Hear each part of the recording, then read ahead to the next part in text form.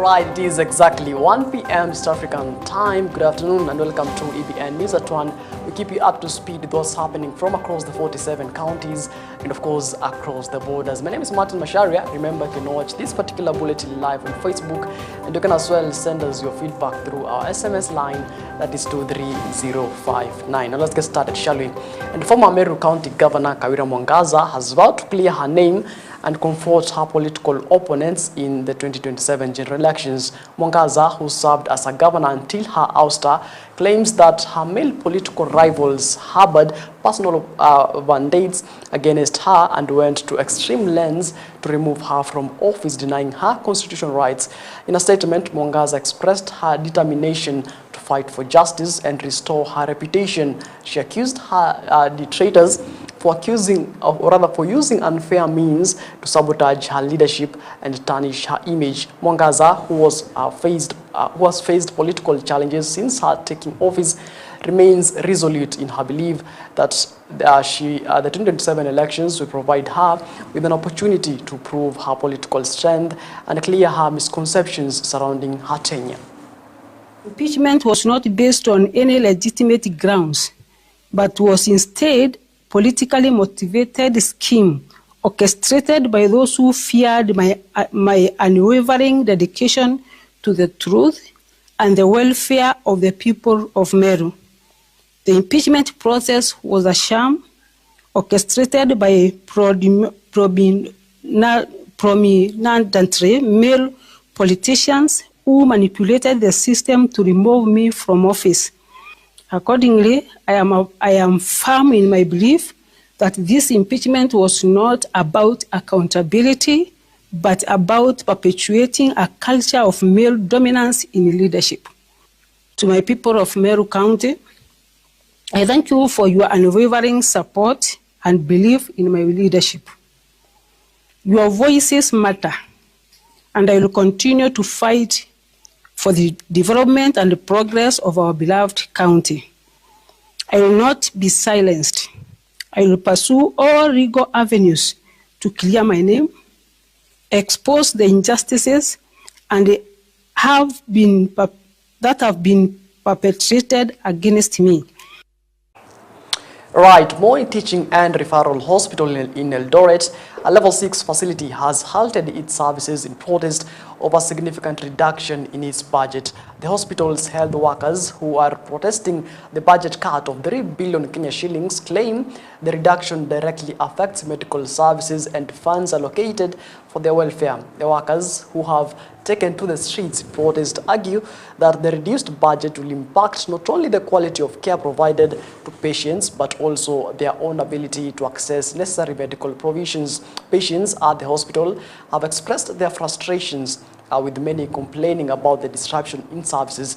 The health workers are now calling on the government to intervene and address the issue, seeking a restoration of the funding to ensure the hospital's operations and the well-being of both patients and staff are not compromised. Budget ya MTRH ilikatwa kwa takribani bilioni 2.3, na hiyo imekuwa ndio janso kubwa katika hii hospitali. Hii hospitali imefika sasa haiwezi kutimisha wajibu wake kulingana na vile ilivyokuwa. Imefika kwamba medical cover ya staff wa MTRH budget yake haikutosha. Sasa hiyo cover haitoshelezi ile matakwa ya wafanyikazi wa rufaa ya hospitali. Namba 2 ni kwamba hospitali iko na madeni kutoka former NHIF na SHA, alafu pension ya wafanyikazi wa hii hospitali haijalipwa kwa takribani miaka 2. Saizi imefika bilioni 1.2. Imefika sasa wauguzi wa hii hospitali walipeana notisi ya siku 21, na hiyo siku yote iliisha jana usiku. Na sasa ikabidi wauguzi waanze mgomo rasmi saa 6 usiku, na hiyo mgomo itaendelea mpaka wakati ile serikali itaona umuhimu wa hospitali hii kwa kuhudumia Wanakenya.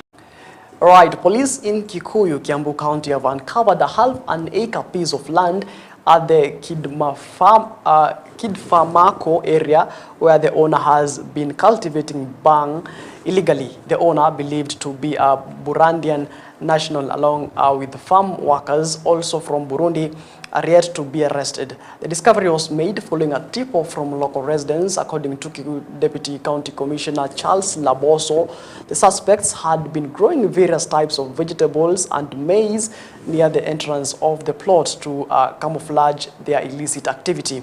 However, inside the property, they were cultivating the illegal crop. Although the suspects remain at large, police have launched a manhunt and began approaching the bank plants. Laboso has called on landowners in the area to maintain vigilance, ensuring that no illegal activities take place on undeveloped plots to prevent similar incidents. Leo asubuhi tumepata ujumbe kwamba kuna mwenye hili shamba ambaye amepanda bangi. Tumepata ujumbe kwamba kando na kupanda mimea ya mahindi, huku ndani kuna mimea ya bangi. Na hata mkiona hapa karibu utaona kwamba wamefanya hata irrigation ili kuhakikisha hii mimea ya bangi imenawiri sana. So tuliweza kukuja hapa na kweli tumethibitisha kwamba kuna mimea ya bangi imepandwa hapa. Sasa ile shughuli ambayo tuko nayo ni kumtafuta mwenye shamba na wale ambao wameajiriwa kufanya hii kazi. Hiyo ndio shughuli ambayo imetuleta hapa pamoja na maafisa wa polisi. Shamba ni kama eneo lake ni kama nusu eka. Na kwa sasa hivi tunapozungumza ni kwamba tunatafuta washukiwa wawili. Wale ambao walikuwa wameajiriwa hapa na bila shaka mwenye ploti. So bila shaka tutapata washukiwa watatu. Tungependa kila mtu ambaye ako na shamba ambalo halitumiki waweze kudevelop kwanza. Pili, kama wakati hawaja develop wajue kwamba ni hatia kutumia shamba kufanya biashara ambayo sio halali, kama kupanda bangi ama kuweka miadarati ama kuuzia pombe ambayo sio halali. So hiyo ndio wito wetu. Namba 2, tungependa hata majirani wawe macho kidogo. At least kuna ile nyumba pale wangekuwa macho kidogo, wangekundua kwamba hapa sio mimea ya mahindi tu peke yake. Ila pia kuna mimea ambayo ingeshukiwa kwamba ni mimea ya bangi. Tungependa tuwe na ushirikiano wa karibu sana na community police na neighborhood. Ukiingia pale kwa gate utapata huyu mtu alikuwa ameweka camouflage, amepanda sukuma na mahindi karibu na gate. Kwa hivyo wewe ukipita unafikiria ni sukuma na mahindi imepandwa hapa. But ukiingia kidogo unapata amewekelea pesa mingi kwa sababu amemwaga bolea, ameweka sprinklers such that bangi imepandwa na ameweka several sprinklers kwa shamba, anamwagilia maji ili bangi imee.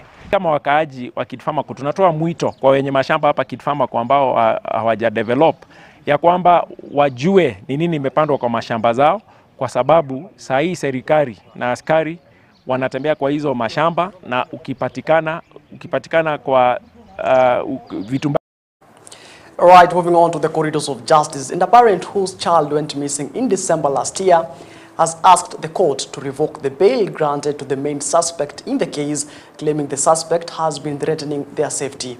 Jeremiah Nyamasege, whose daughter Claudia Priscilla was reported missing on December 25th of 2025, alleges that Daniel Kazungu, the prime suspect, sent threatening messages promising to kidnap his second child.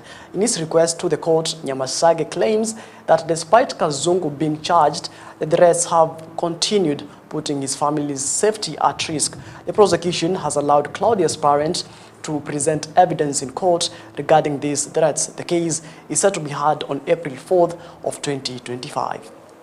So the accused person was threatening the said father.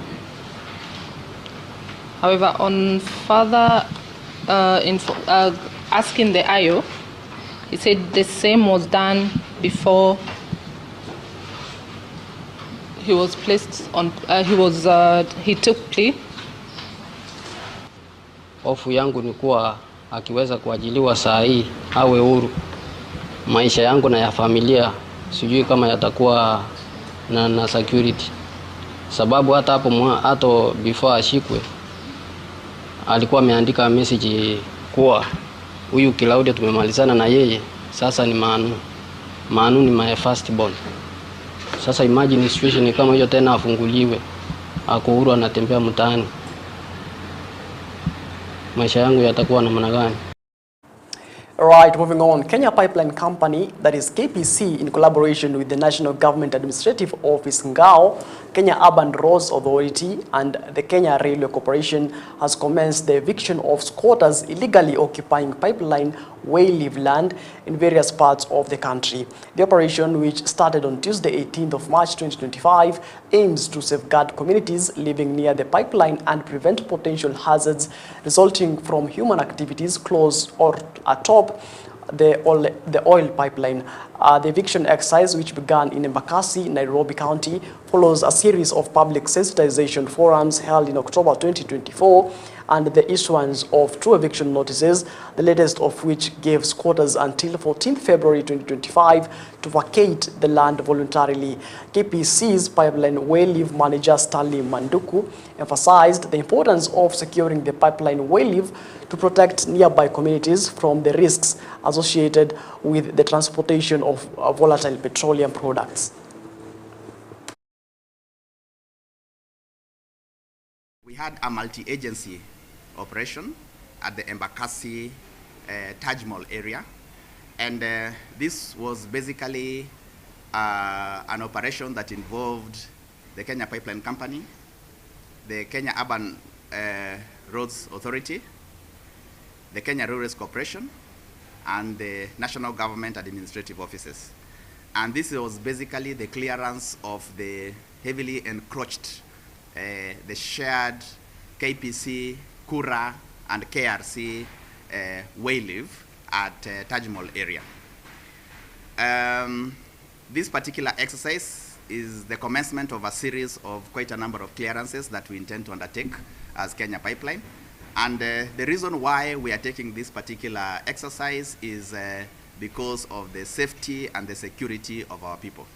We have had incidences in the past whereby we've had petroleum products leaking, and we even had a situation whereby we even had a gas incident. And basically what Kenya Pipeline handles, the product that Kenya Pipeline handles, is highly flammable. We are all aware about that. And it passes through the pipeline system. What has happened is that of late we've had very serious encroachments on the pipeline way-leaves, and this prompted the national government, and more specifically the Cabinet Secretary in charge of Energy and Petroleum, to issue directives that these areas must be cleared. Now, the national government, in collaboration with the Busia County government, has launched a campaign to combat the high malaria infection rates in Busia County, which leads the nation in malaria cases. The initiative includes the use of drone technology to spray insecticides in areas with water bodies and forests where mosquitoes breed. Busia County, in partnership with the National Malaria Control Council, officially launched the second season of the aerial spraying campaign aimed at eradicating mosquitoes in forested areas and places with stagnant water. Absalom Namwalo, a local health official, stated that while national malaria infection rates are at 6%, Busia County remains the highest with a 39% infection rate. This alarming statistic prompted the initiation of the third phase of the malaria control campaign in the region, utilizing drones to target breeding sites in forest and waterlogged areas.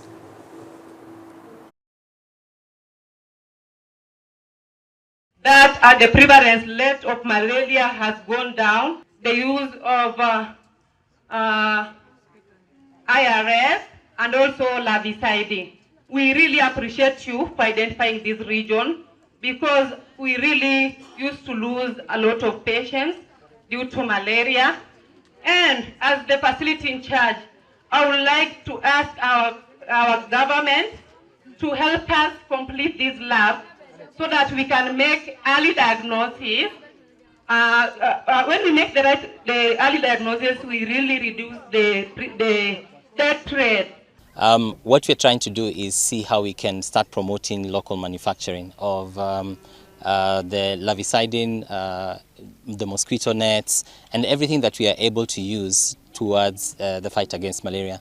As you know, majority of the items that we use, unfortunately, we get to import them. And that's unfortunate because that's business that is going away from the country. These are things that if we were able to bring together, not only are we going to be helping to fight malaria, but we're also going to be helping to build our citizens. This is only a part of our anti-malaria campaign. You will recall that last year and last month and this month we did IRS, spraying the houses where mosquitoes and other insects are getting destroyed. We distributed more nets, treated nets last year, and we have a number of other programs. The idea is, at the beginning of last year we were at 39% malaria prevalence, the highest in Kenya. We did a campaign year, the year 2022, July up through 2023, January. And during that time when we did, deployed drones. And the purpose of deploying drones is to ensure that we reach the breeding sites. There are many breeding sites. Some of them can be done manually, small. But in Busia, as you know, you have massive breeding sites because of the big swamp areas that you have. Many of them cannot be reached. So we deploy the drones to go and spray a biolarvicide, which basically is a kind of insecticide that targets the immature, the growing, the larval stage of the mosquito and kills them before they become adults. All right, it is exactly 17 minutes past the top of the hour. That note, we take a short commercial break here at EBN News at 1. We'll be back with much more.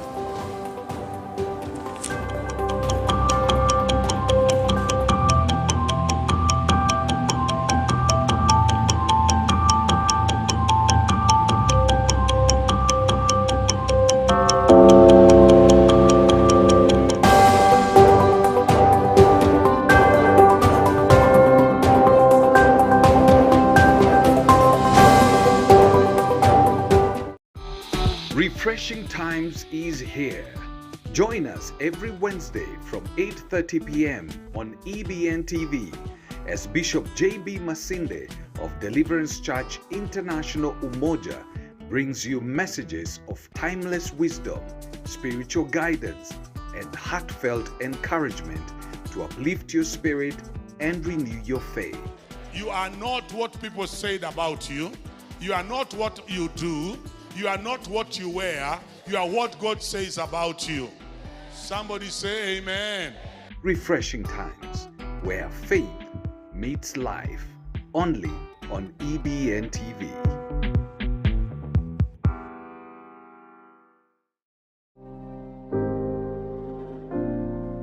From Nairobi, Kenya.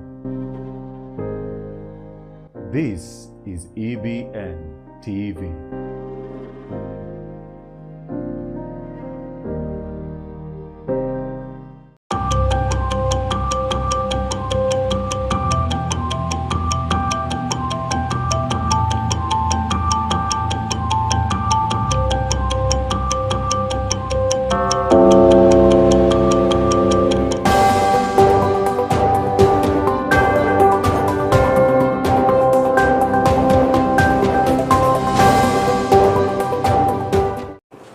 All right, welcome back. And moving on, the National Construction Authority, that is the NCA, has begun a nationwide campaign to educate stakeholders on the newly introduced National Building Code 2024, which aims to modernize construction standards, improve safety, and promote sustainability in the sector.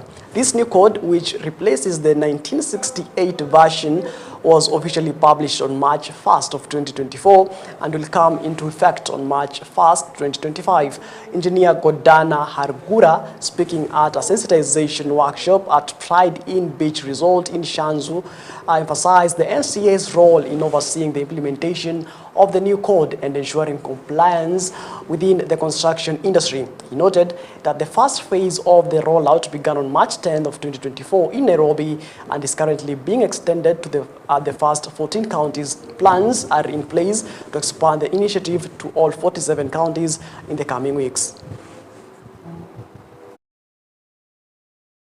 We are here basically as part of the sensitization workshops which are being carried out by the National Construction Authority for the National Building Code 2024.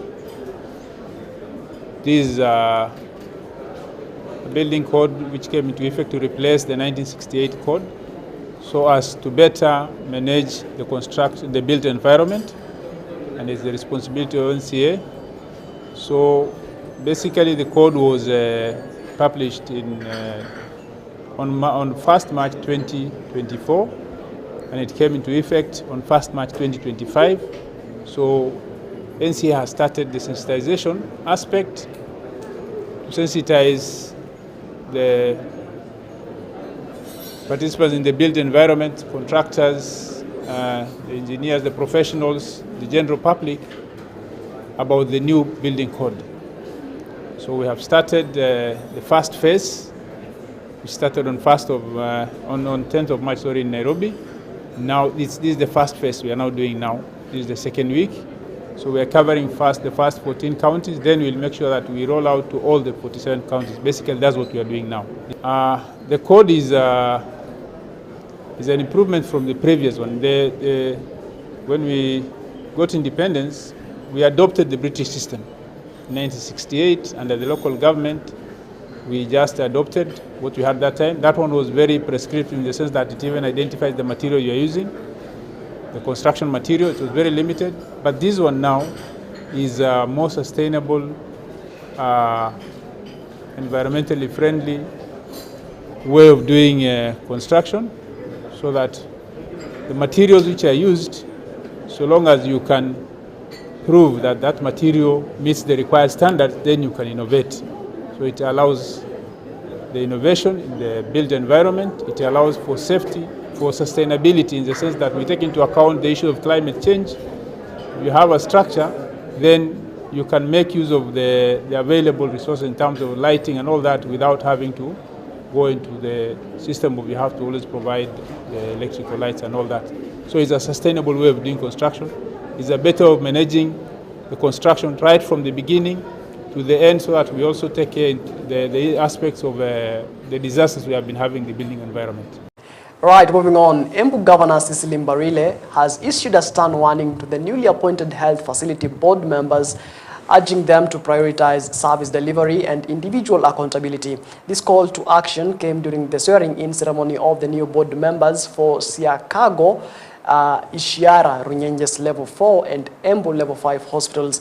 The governor's remarks come after a series of complaints from residents about subpar health services in the region. Governor Mbarile emphasized the critical role of these boards in overseeing hospital operations, approving budgets and ensuring the continuous development of health facilities. She reminded the board members of the significant responsibility they bear in ensuring that quality health care services are provided to the people of Embu County. Na level 5 kulingana na sheria ya health ambayo tuliweza kudomesticate ama kupitisha kama county, kulingana na vile national government ilipitisha, tumekuwa na sheria ambayo inasema hizi hospitali lazima ziwe na board members. Now board members lazima wakuwe wamefika kiasi fulani ya masomo na experience, na majina hiyo tulipeleka kwa county assembly, wakaenda through vetting, na leo wameweza kuapishwa kulingana na sheria, na watafanywa kitu ambayo inaitwa induction next week, ndio waweze kujua kazi yao na expectations zile tuko nazo kwao. Nimewaambia ya kwamba ni lazima wajitayarishe, number 1, kufanya kazi ya maana kabisa, kwa sababu health is very important kwa county government na kwangu, na lazima wawe tayari kukasirisha wengine, kwa sababu hii kazi ni kazi ngumu, na tumeongea kwamba watahakikisha wana monitor, wanafanya oversight ya ile kazi inafanywa kwa hizo hospitali, na wana report vile maneno inaendelea, na wana monitor vile supplies za hospitali zinaingia na zinatoka. Kama ni dawa wanaangalia vile zinatumika kila siku. Kwa hivyo nimefurahi kwamba tuko na kamati mzuri ambazo zitaweza kufanya kazi na zitarahisisha kazi yetu kama county, especially for me and my deputy. We feel that hizi committees zitaweza kurahisisha kazi ile ambayo tunafanya hapa county. So it is good niambie wananchi wa Embu County kwamba sasa tuko na committee mpya, mtaweza kuzijua, tutapost, na hata kwa mahospitali mtaanza kuwaona wakizunguka wakifanya oversight yao, ndio mambo iweze kuendelea vizuri. Waambia wajue kwamba going forward kila hospitali itakuwa na account yake. Kulingana na sheria tuko na kitu inaitwa Facility Improvement Fund. Kwa hivyo pesa yote ambayo tunarudishiwa na SHA, na ni mingi kabisa, inarudi directly kwa hospitali ile wamesimamia. Now, in a remarkable blend of technology and community outreach, Felix Chesire, an assistant chief in Cherere sub-location, Baringo North, has become a local sensation, earning the title TikTok Chief. His innovative use of the popular social media platform is transforming the lives of local youth and tackling social vices like illicit brews, drug addiction, and other issues that plague his community. Known online by the handle Soy Comedy, Chief Chesire collaborates with two local youth, Vincent Chesang and Caleb Kiplagat, to produce humorous yet impactful skits. The content features exaggerated portrayals of elderly men who engage in criminal activities, bringing attention to the negative consequences of vice in a light-hearted way. The trio viral TikTok videos have gained a significant following, especially among the residents of Cherere sub-location. Through entertaining, the skits subtly address the dangers of illegal substances and other social issues, resonating deeply with viewers and inspiring change within the community.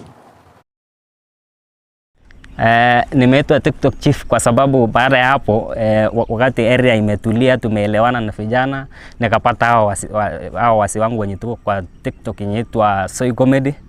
Sasa tukaelewana na hawa vijana, hata hao walikuwa huko, nilikuwa natoa huko wakati tulianza kusima hii mambo ya nini, wakakuja center, tukaanza kuelewana, wakawa vijana wazuri, tukaingia sasa mambo ya TikTok.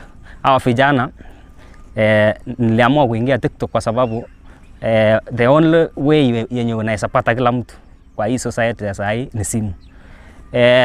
Hapo awali nikiita parasa, wasee ndio na wamama ndio walikuwa wanakuja parasa, vijana mara wakuje unaweza ona huko kwa veranda huko wanaangalia tu simu. So hiyo kitu ikanikujia, tukaongea na hao wasee, tukaangalia hiyo mambo ya TikTok. So tukaona this is the only way yenye tunaweza pass information kwa wenye wakuja parasa, wenye wako karibu na wenye wako mbali. Hata wafanyakazi wa serikali penye wako mahali unaweza pata, hata kama MB, kama MB mahali unaweza pata apate information yetu ni through TikTok, kwa sababu anaweza pata simu yake wakati uko free aone vile tuna. So tukaform hiyo TikTok na tukapass informations. Na kwa hii TikTok sisi in as much as we entertain, tuna entertain watu, pia tunaelimisha. Vile niko saa hii sio vile nilikuwa mwanzo, kwa sababu mbeleni mimi nilikuwa mbaya sana kwa hii society. Pombe aina yote nimepiga na nikacharaswa pia huko kwa mali wanakema. So changamoto yenye watoto wanapitia ni sana wengi wameenda kwa njia ya kutumia pombe. So hii mambo ya Chief na TikTok imewasaidia kwa sababu wanaelimisha, yani wanapitia hiyo TikTok kwa akti kuonyesha kwamba pombe ni mbaya. Nikisema mambo ya kuelimisha, sana vile wameanza hii mambo yao ya TikTok, wamenisaidia mimi sana kama muuguzi wa hospitali kwa kuelimisha watu kuhusu mambo ya pombe, hatari ya pombe, ufutaji wa zikara na pia mambo ya SHA. All right, moving on. Safaricom has committed 46.5 million in sponsorship for the highly anticipated 2025 WRC Safari Rally, marking its 5th year of supporting the event since its return to Kenya in 2020. This year, Safaricom steps in as the official technology partner, focusing on providing seamless connectivity, ensuring smooth network coverage, and enhancing safety measures throughout the rally. The sponsorship includes a comprehensive package of technological solutions aimed at improving the experience for fans, teams, and officials. Safaricom will deploy 6 cell-on-wheels across key routes and viewing areas including Kedong, Elementaita, Soisambu, Morendat, and Hell's Gate. This initiative will enhance network capacity and provide speedy 5G connectivity, ensuring uninterrupted coverage of the event.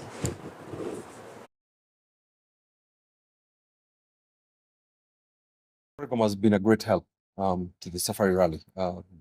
They've showed up in their areas of strength, supplying us with their I don't know what is the correct term nowadays in terms of tech. I don't know that, we call it the internet or the connection to the world.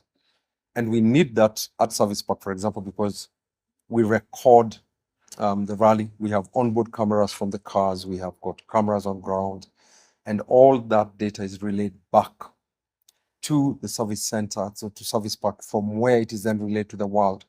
And all that connection is done using the Safaricom, backbone of fiber connections that we use, the internet connection, the data backup that they're giving us at Service Park. All our communication gadgets are hoisted on the Safaricom mast at Guru, at Sleeping Warrior in Naivasha town, at Kasarani, and that ring then allows us to be able to communicate from Service Park in Naivasha with Kasarani, for example. We ran Kasarani on Thursday, and the images coming out of Kasarani are relayed back to Service Park, to the WRC TV, to be beamed to the whole world. Kasarani is a live TV stage, Shakedown is a live TV stage, and for that to happen, Safaricom is the one providing us the backbone, the highway that we use for that. Additionally, in all our public spaces, Safaricom are providing the cell on wheels. We call them the cow, which helps us to ensure that where there's a big population of people, we enhance the coverage so that people can be able to tweet, talk to their loved ones, and so on and so forth. It's also very important for emergency vehicles, fire engines, and so on, for us to be able to communicate. So they've set up, I believe, up to 8 cows at the public village at Morendat.